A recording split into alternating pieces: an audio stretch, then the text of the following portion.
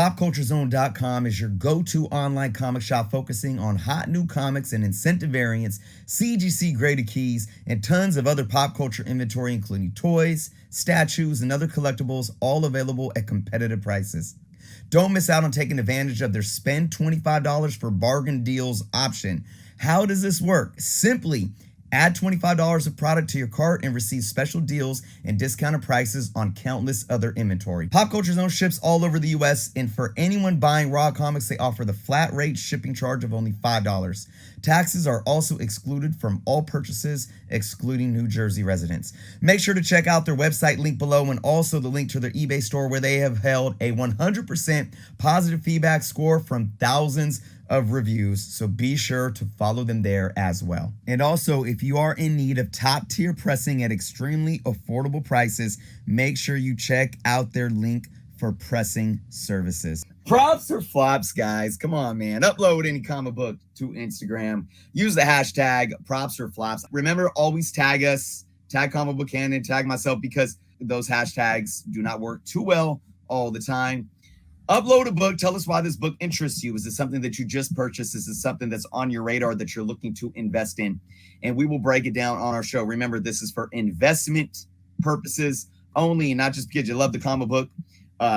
Giving us all the details that matter in terms of analyzing the market are very important too. Tell us how much you paid for it. Tell us what it's going for, if you're looking to purchase it for, et cetera, et cetera. All those things matter. And we will tell you if we give it a props or flops, if we think that book is a good investment, short-term, long-term, whatever it may be. That's right. And we have some good ones today. And obviously Swaggle House is a guest co-host. Yep. So yeah, he has his say too. Yep. And you know he knows his stuff. Yeah. So with that being said, which one do you want me to bring up first? Well, you don't have an image for this one. Oh, so but we'll make it work. We'll make it work. Okay. So this is one that kind of breaking the rules here, because nobody really submitted it, but I guarantee you there's a lot of people out there that are asking props or flops. So our first book today that we're going to be talking about is this book right here called Humanity, Rise of the Occult. Number one. So, props or flops. So first off, let me say one thing. Swag, the quality of this book is solid all around.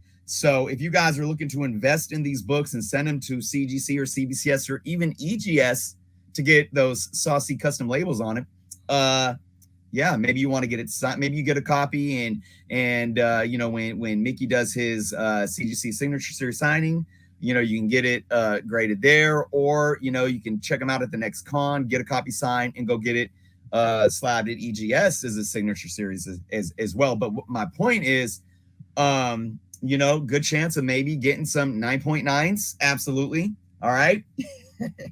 Hey, the next film property. Let's Yeah. So let's talk about it. I mean, because Jeff, you just talked about it. I mean, what we got going on, at least one issue in, is you got a story especially for me, like, and I'm not saucing it up.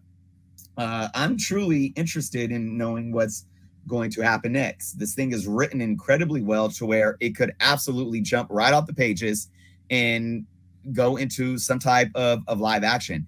I mean, I could see this going into a live action film. I could see it going into a live action TV show. I can even see it going into like I don't know what the proper like definitions are for this type of animation, but do you guys remember about maybe around 2007, 2008, there was a Batman animated film released that was really dark and gruesome? Do you guys remember that?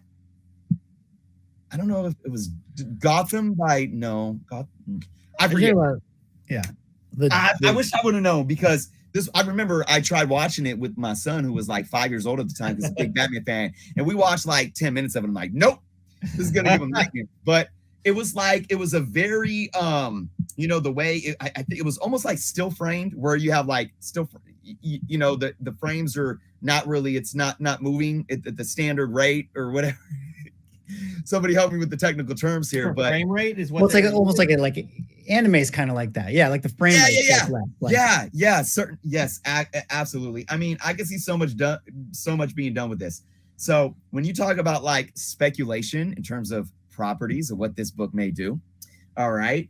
And when you think about the rarity of the book, I mean, we're Swag, you're hitting on all of the points and of making this book something that absolutely could look. If and I'm not giving you guys my personal opinion here on this book, but ISOM, which I know there's a lot of controversy around there, man, if that dude can pull out the sales that he was pulling on eBay on the secondary market, sanity, absolutely. So guys, if you had the chance to, you know, pick one of these books up a year from now, if you're listing it up on eBay, man, I might have to give this book a props. Can I point out one thing that's a little bit of I have to tap myself a little bit on the back because it excited me. So there have been 2 variant CGC 9.8 sales of my variant cover books that I didn't sell. It was someone who backed my Kickstarter who sold it. Yep. And so the one of them that is like looks like an EC book that effectively it would have retailed around like $49.99, $50. Right. That's CGC 9.8 sold for $150.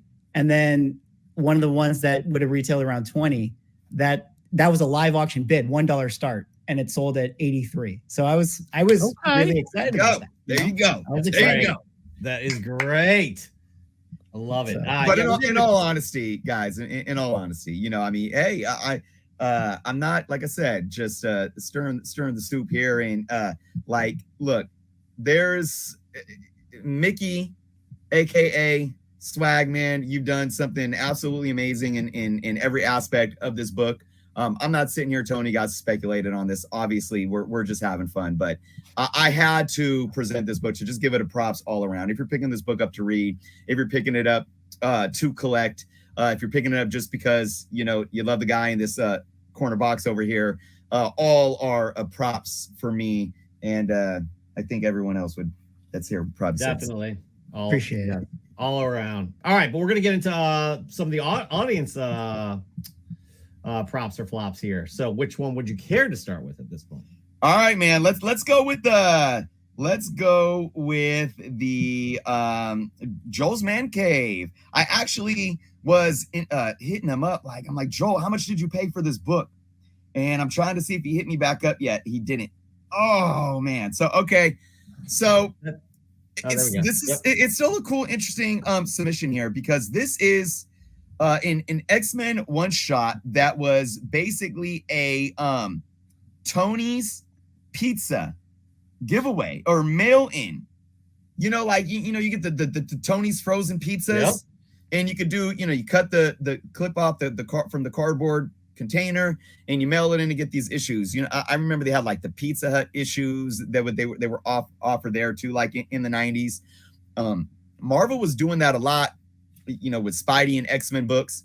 So I don't know how much Joel paid for this book. I don't know if this is something that he collected as a kid that he like mailed in and got for himself, or maybe he picked it up from a comic bookstore recently. I don't know. But the one thing that's very interesting for me is because I've seen books like this, maybe not this specific one, but, you know, I've seen like the Pizza Hut ones or those or certain other mail-in comic books like this. You can often find them in like bargain bins, you know, 50-cent bins, dollar bins, etc. And they're just thrown in there. So I looked this book up and there are actually some recent sales going back over the last couple of years, and there was over 5 sales that sold for $10 or more. I think the highest one was like 14. So when we look at this book from an investment standpoint, you had me a pizza.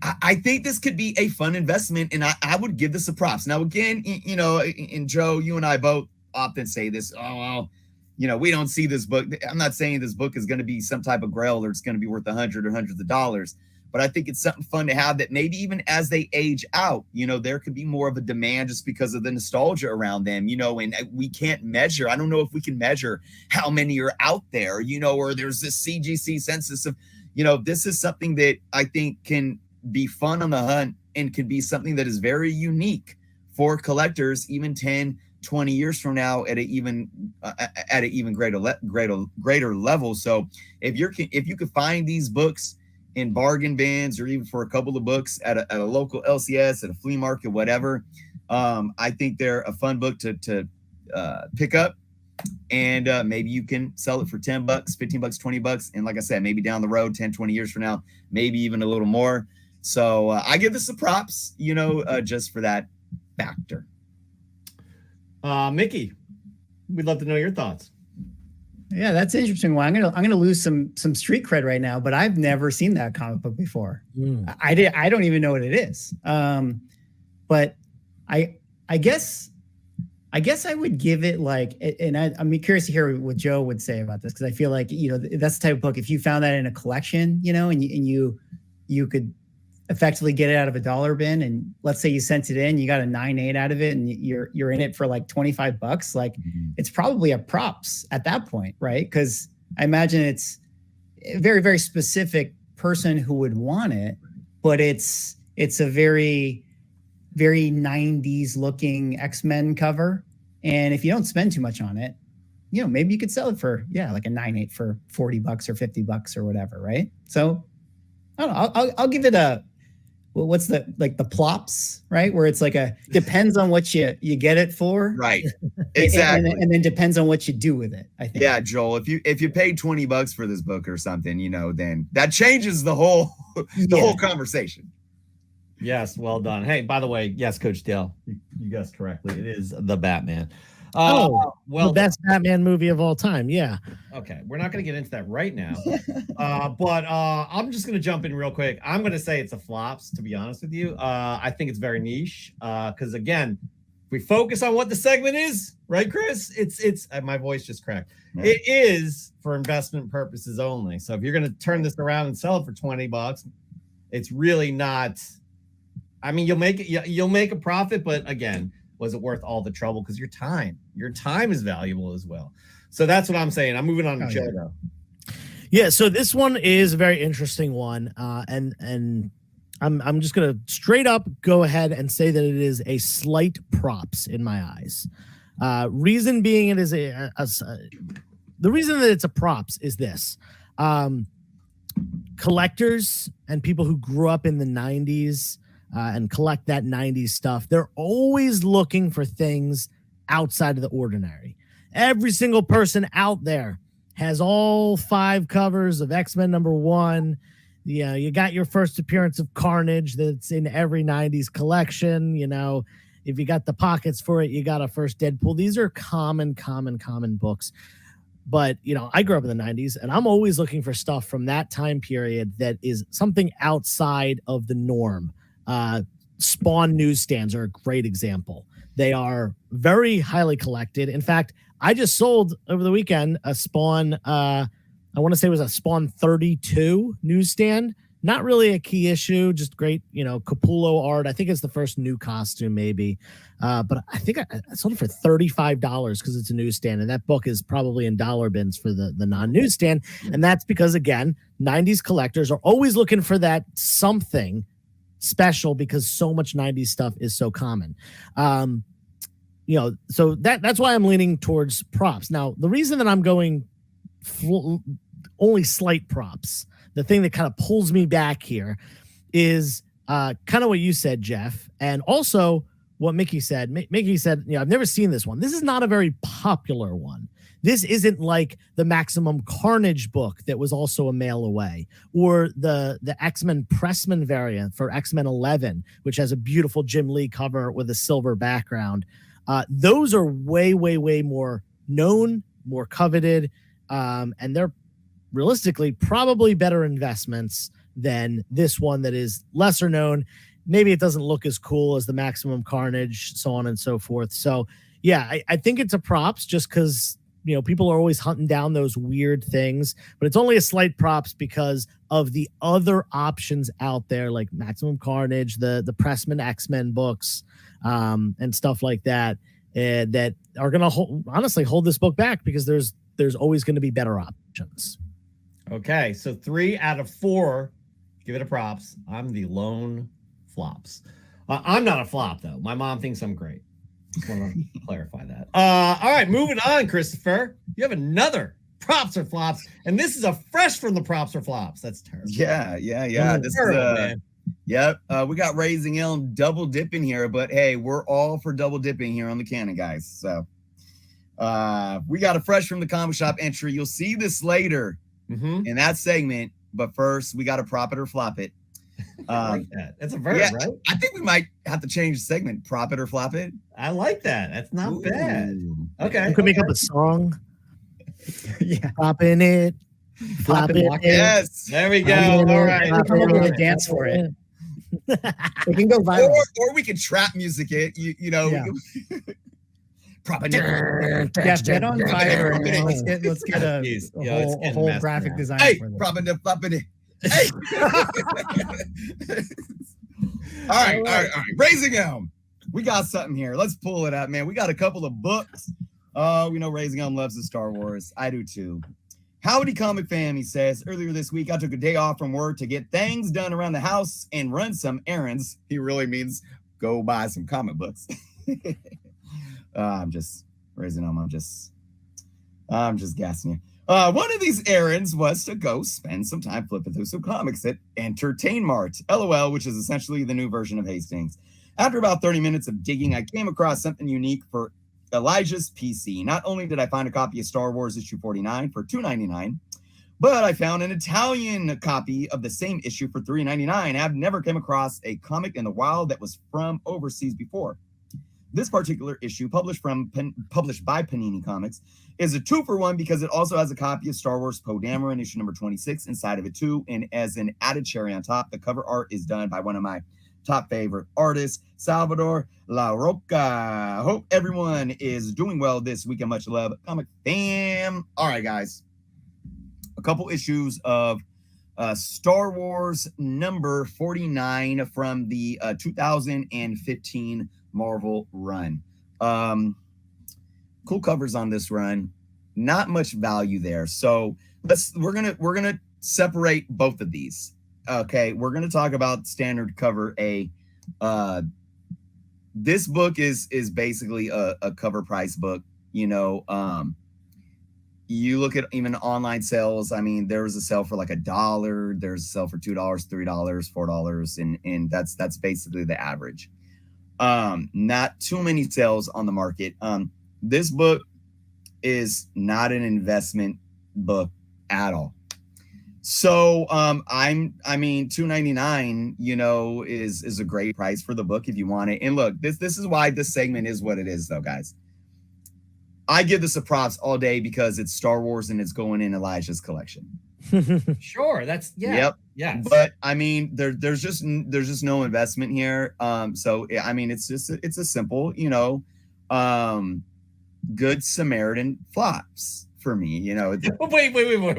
What does Good Samaritan flop? You're too nice. Yeah, well, I'm not hating. I'm not mad because he spent $3. I'm actually happy that he spent $3 on this book for Elijah's collection, but it's just there's just nothing there. It's a flops. All right. But when it comes to the Italian variant, we got to look at that differently. He paid what, $3.99 for the Italian variant, which is basically, USD cover price for our editions. I think the Panini variants are really cool. Like, I like their little. First off, man, I'm gonna tell you, as an old sports cards collector, Panini has been doing it, man, for like the last 10 plus years with the sports cards. So hands down to them. And also because for a while there it wasn't happening, but they brought the smell back, because for a while when you open that fresh pack of cards, that smell wasn't there. Anyways, nostalgia. Panini variant for $3.99. I couldn't find anything. And And I know this was a controversial topic because of, Reggie Collects. Shout out to Reggie Collects. He did a couple videos there talking about how foreign comics aren't for him, and he got some flack, man. And I went back, I watched one of the first video he did a couple of times because I was hearing all this flack, and then I went back and I'm like, oh, okay, yeah, he could have said that maybe a little different. But at the end of the day, variant comics aren't for me either. Like foreign variants aren't for me. I have one foreign variant, and it's a Silver Age Amazing Spider-Man issue number 10. It's a German variant, and I bought it for like $6 on eBay plus shipping. And my argument is this, and I don't think a lot of people that go after foreign variants know this. Foreign variants oftentimes aren't released the same time that the American counterparts are. So if you go after a foreign Hulk 181, depending what country it's from, I think the most recent one, because that book was released in 74. I think the most recent, the earliest foreign variant was released in like 81. That's just a random number thrown off top. But then you got like the Mexican variant that I think wasn't released until the 90s. And a lot of them did more and more started releasing in the 90s up until the 2000s. So that changes the value because they're more like a decades later reprint rather than just, oh, it's a variant. Like you got your UK variants, your Canadian price variants. Those books were a part of they are basically a first edition just released in their markets respectively. So that changes the thing. Now, that doesn't mean that there aren't variants out there that aren't worth money. I don't have any specific examples off the top of my head. Maybe you guys do, but I know there are. There are foreign variants out there that go for some money. I couldn't find anything on this, though. And I even tried to look up more recent Panini variants, and still there was nothing. There was like one graded 9.8 of one that sold for like $50. I forget even. It was a Marvel book. So I'm going into this blind. Again, for somebody that likes Star Wars, it's really cool, I think, for him to have this book. Can I get a timeout? For it. You can't lose. Raising Elm just he's here, yeah. So we're talking about your props or flops, which is also your fresh from the comic shop. So I don't have any data, really. I can't really say props or flops on this because there's no data, but if I have to default, I have to default flops just because there is nothing there. And you can assume that, there's nothing there because the demand isn't there. If there was even any type of demand, I would think that I would see at least a few copies sold on eBay or even listed on eBay, and I really couldn't find anything. So unfortunately, I just think for both of these submissions, I don't see a long-term or even a short-term flip of investments there. But, again, I want to give Raising Elm kudos because he's always going after Star Wars books for his son, and I think that's really, really awesome. If that was what the segment was, like it's not this judging off of you buying comic books for your child. Yeah, props all day long on that. Yeah. But I want to hear from Swags what you think too, because again, investment purposes. Yeah, for the investment purposes, with this Star Wars one, I probably give it a flops because. Well, one, I think the variant, the foreign variant stuff, that's like a whole other conversation. And Journo, you kind of hit on some of that stuff, and there's some interesting things in there, and you can probably do well. But I think in this book, and maybe I don't know if this is like a key or anything, but for me, I just think that the Star Wars stuff, it's still pretty like new. It's still pretty like, which of these Star Wars books are really going to kind of break out the test of time and stuff. And I think there's like a few of them that could be good, but I think with this particular one, I don't know if it's necessarily like a key that people are after. Cool artist, I know LaRocca, right? Was that? I think he's got his following and stuff, but yeah, as far as like you being able to get this one and slab it and sell it years down the line for more, I think there's better places that you can go to than this one. So I would give this one a flops. Joseph. Yeah, so I have what I would call a small interest and a reasonable amount of knowledge about foreign comics, I have some specific things that I collect myself: Daredevil keys and Black Suit Spider-Man keys.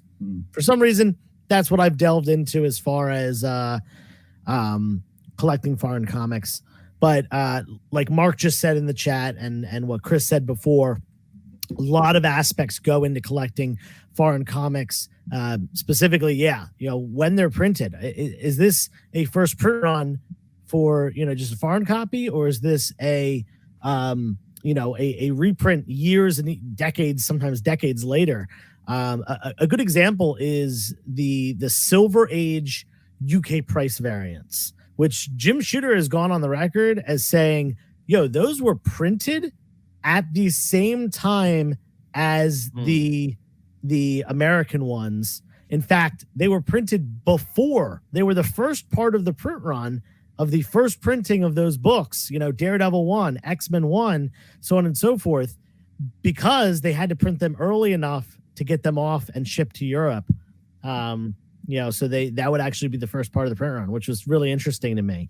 But yeah, again, do some research, find out when they were printed, find out, when the originals were printed, so on and so forth. And in my opinion, collecting what I want to call like random books, filler issues and stuff like that, even minor keys for foreign books is not really the way to go as far as for investment purposes. You're really going to want to be major keys. Now, I totally think that foreign books are a pretty untapped market. I don't know too many people that actually do collect them, and that could totally grow. Sure. There is potential for that to grow, but I would be putting my money into actual, significant key issues, not just necessarily great covers. Now, one thing that I just want to touch on really quick, that Justin did mention in his post, is that a lot of times they actually combine multiple stories, multiple issues into books, and sometimes they also have the cover of one of them or the cover of another one. In fact, they're the original, I believe it's the Spanish printing of actually it might be the Panini printing, I forget, of Beta Ray Bill's first appearance. The cover that we all know as Beta Ray Bill's first appearance is actually on the book that is the second and third appearance of Beta Ray Bill, and he's not even on the cover of his first appearance of that printing. So again, do the research, know what you're buying, know what you're investing in. I got to give this a flops, due to these things. But again, just kudos on the pickup for your kid. It's really cool to have something unique like a foreign book. Yep. And I'm going to make it quick. Love you, Justin. Love what you're doing, but this is a flops again, because the segment is about investment. So that right there ends props or flops for the week. One more time, people, one more time, please send in your entry using the Instagram app. Y'all have heard of it before. You take pictures, you can upload and do fun things with it. Use the hashtag props or flops, so please tag us, because hashtags are not reliable. Once again, hashtags are not reliable. Tag the picture. Do not tag us in the description. We probably won't see it if it is tagged in the description. Tell us why this book interests you. How much you paid for it is an important aspect too. Chris will break these down, as he always does each and every week. He does a fantastic job of that.